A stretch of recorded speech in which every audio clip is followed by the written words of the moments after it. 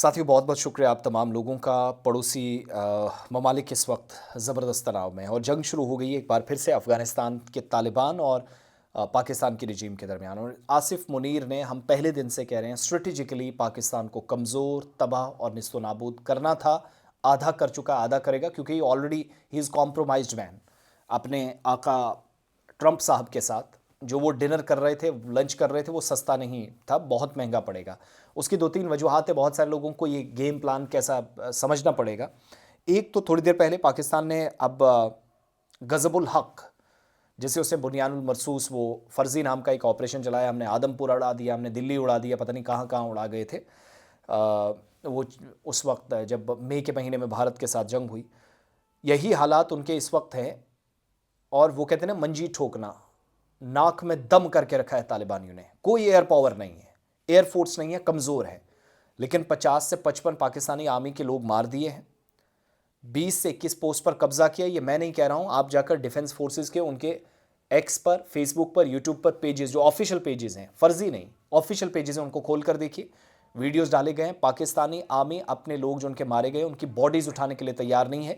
यह हालात हैं।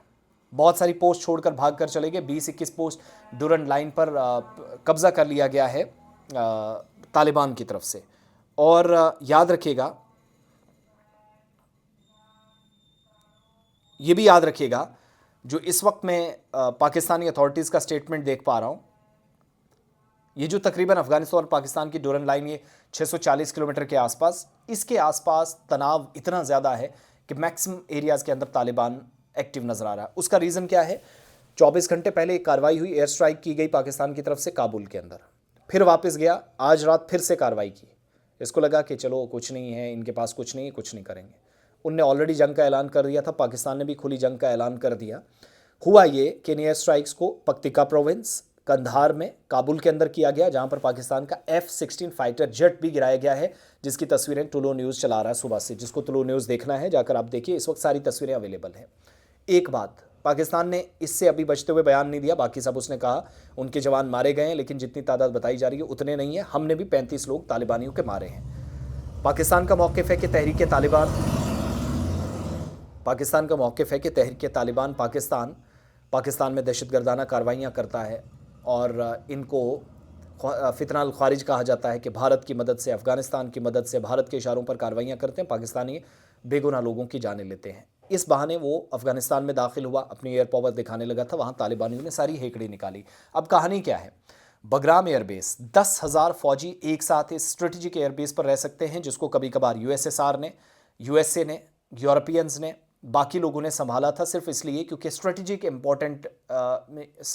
बहुत इंपॉर्टेंट ये पॉइंट है, जहां अमेरिकन 2021 में दुम दबाकर भागे थे और हज़ारों हथियार, फौजी, सब कुछ अपने निकाल कर, लेकिन हथियार और गाड़ियां जो थी और हेलीकॉप्टर्स थे वहीं पर हैं। ये वो इंपॉर्टेंट सेक्टर है जहां से ईरान पर भी और चाइना पर भी नज़र रखी जा सकती है। इस बगराम एयरबेस पर एक साथ, एक साइड से भी बड़ा जहाज़ जा सकता है, उस साइड से भी एक साथ जहाज़ उड़ सकते हैं, जा सकते हैं।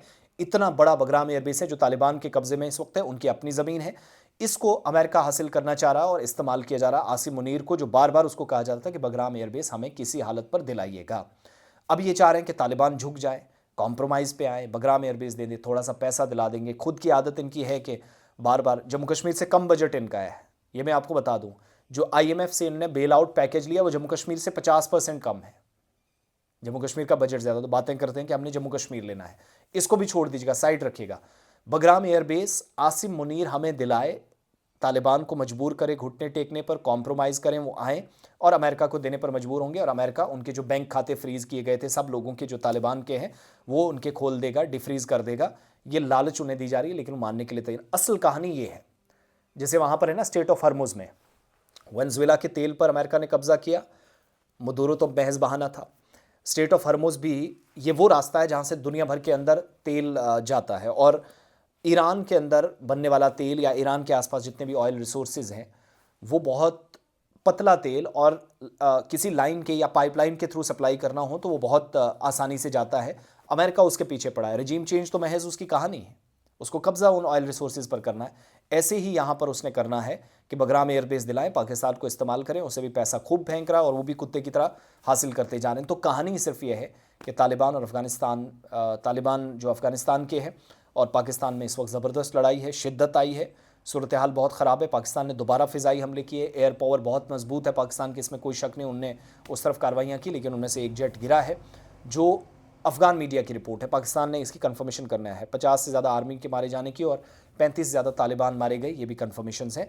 सो ओवरऑल खित्ते के अंदर हम तो मिडिल ईस्ट की बात कर रहे थे, मशरक़ी वस्ता की बात कर रहे थे कि तेहरान पर हमला होगा, ये होगा, वो सब, लेकिन असल में लड़ाई साउथ एशिया के अंदर शुरू हो गई है, जिस पर दुनिया भर की इस वक्त नज़रें हैं।